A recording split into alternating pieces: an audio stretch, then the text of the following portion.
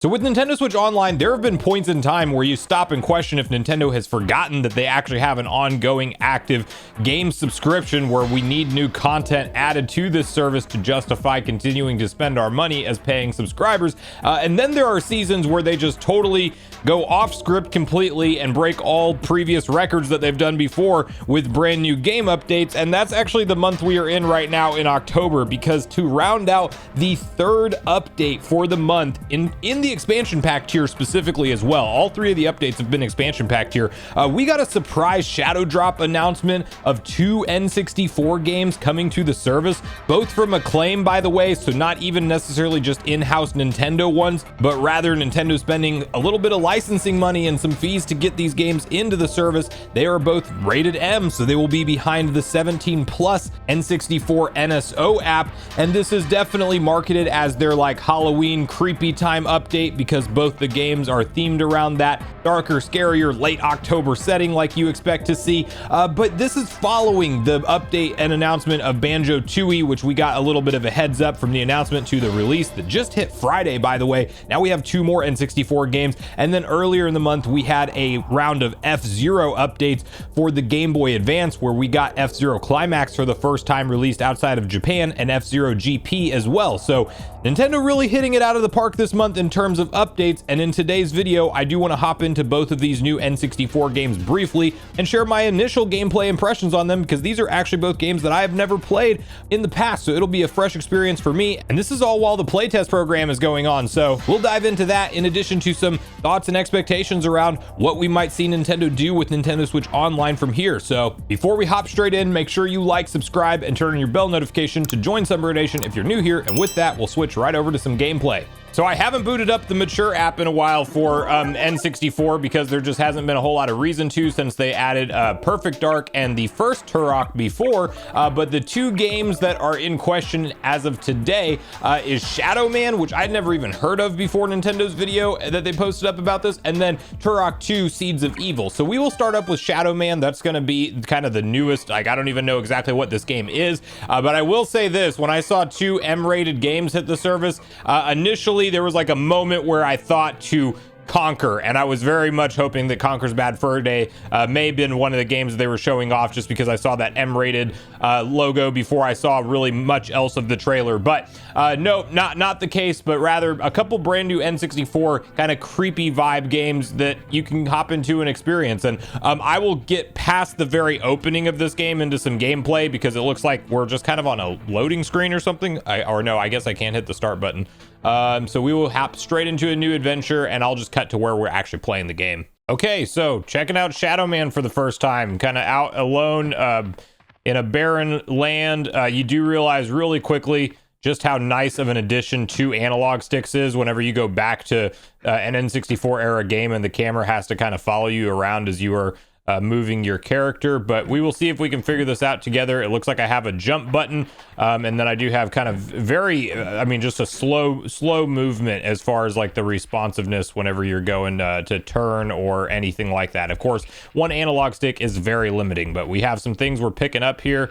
There is kind of a I guess it almost sounded like maybe something was going to approach there, because it sounded like a heartbeat was kind of starting to come into screen. But yeah, Shadowman's one that never really familiar with whatsoever. Like I mentioned, didn't even know that it was a game that was out on N64 until Nintendo's trailer. So kind of in their whole Halloween theme and trying to get into the more spooky part of the month in October, when of course, you know, many of us, myself included, are still holding out just a little bit of hope, although that hope is dwindling, for a Switch 2 reveal as soon as this week. But you know, we may or may not see that happening, but we at least have a new set of N64 games to play in the meantime. And as I mentioned too, what's really interesting about this is this just dropped me off to the same area that I was before, didn't it? Yeah, and I don't think I can get through this, so we will have to go back up and around. His backwards walk is absolutely ridiculous. But you know, we're in one of those situations right now with NSO where very surprising to see Nintendo throw out 3 updates in the same month, all towards the expansion pack tier. So yeah, literally 3 N64 games and 2 Game Boy Advance games in 1 month of updates. So definitely kudos to them. All while they have, I guess I probably can jump that, but I just got to time it just right. all while they have this online playtest program going on, which honestly, being a part of that, it is something that I just kind of lost interest already at this point. But not saying it's not like a fun game, but I'm not really the builder world MMO style game player out there. Like, if you like Minecraft, you're really probably going to get into that thing, and then if you don't, then you probably won't so much. I mean, it's different than Minecraft, but it definitely has a lot of those elements to things. So I'm assuming that was supposed to be like a crazy jump scare because it just like zoomed all the way in on the dog and then he runs off. Okay, and so we can actually like hop onto the ledge and things like that and hang on. Again, the controller with the one analog is definitely the biggest drawback here. So maybe if I just press up after, yeah, you have to hang onto the ledge and then you have to press up while you are hanging on the ledge. Now, I'm sure you're going to get like weapons and stuff. It looked like in the trailer. I don't have anything as of now except for those couple things that I picked up off the ground.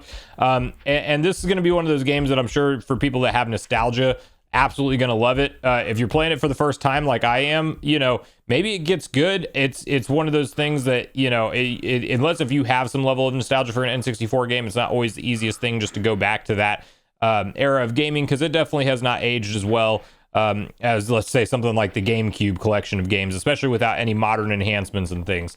That said, though, very happy to see so many games in 1 month from NSO, because that is definitely a rarity. And then even noticing, like, I guess kind of like the eeriness of no soundtrack that we have, almost reminiscent of like Souls games. And then even I would say that the Zelda team incorporated that somewhat with Breath of the Wild and Tears of the Kingdom, when you're roaming around a lot of places and you don't really have like the traditional musical score to kind of keep you, thinking about, oh, this is a grand adventure. They kind of save and space out the music to make it feel more important and impactful. I don't know if there was another path up here that I could have gone on. I don't think so. And I do think, like, I mean, obviously this game is going to ramp up and get, better. I'm sure. But, oh, you know what? Maybe I'm just supposed to continue to climb on this.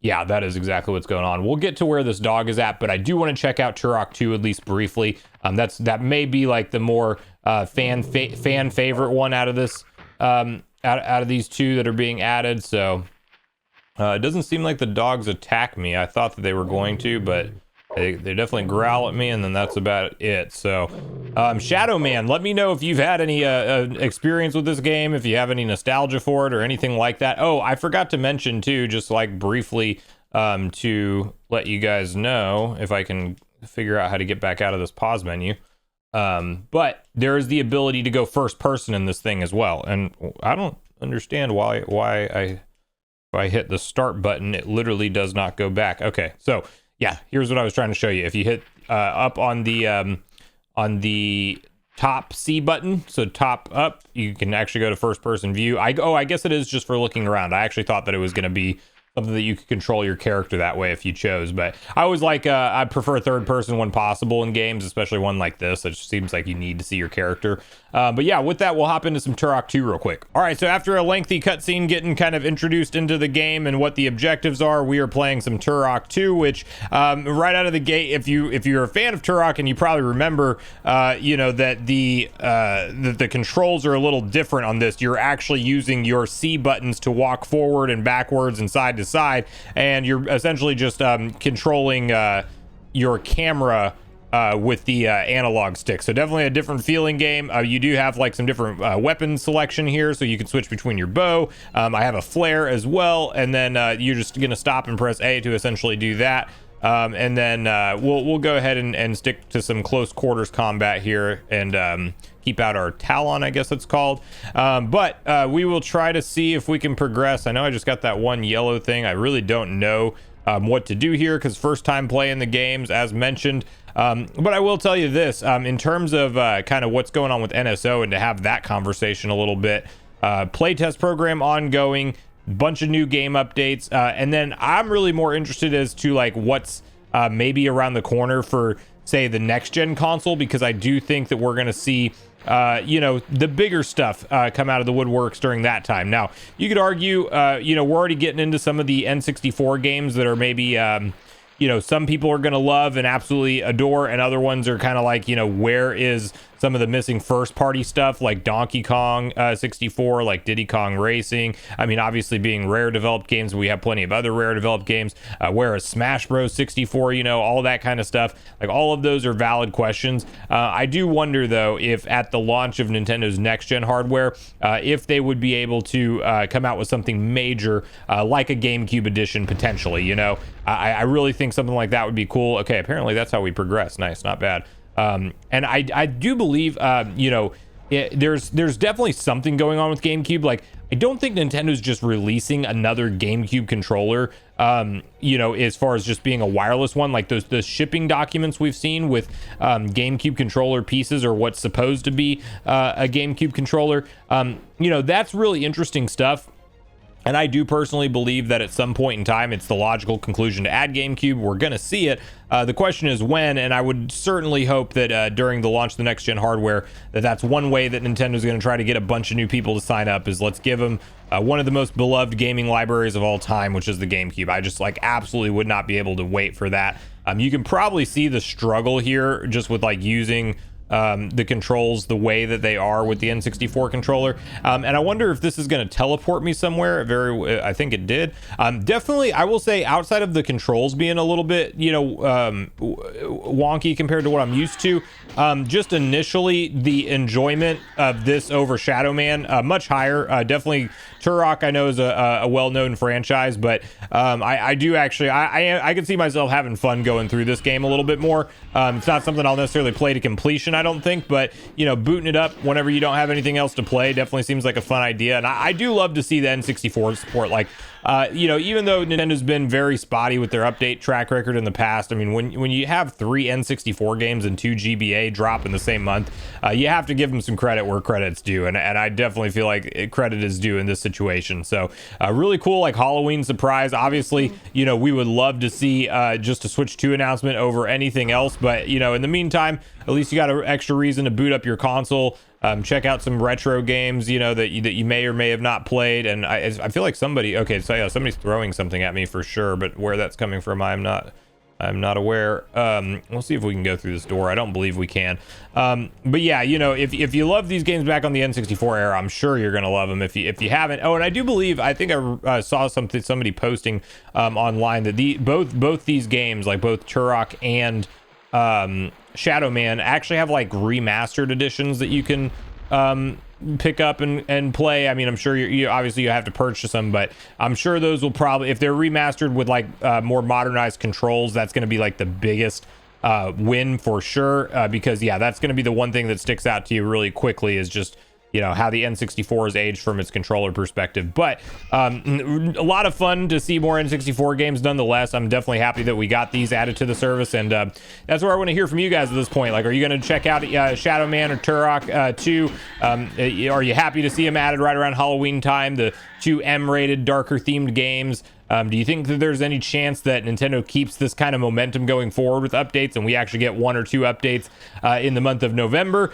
Because around the holiday time, we do typically see them go a little bit heavier into NSO. And bonus question, where's your mindset at with any likelihood of a Switch 2 reveal in 2024? Is it dwindled for you now, or do you think there's still a shot? So thanks so much for watching. Make sure you share all your thoughts and feelings in the comments down below before you leave, regardless if we agree or disagree. Also, make sure you like, subscribe, turn on your notification bell. And with that, I've been Sunbro, you've been Nation. Thanks so much for watching, and I'll see you guys in the next video.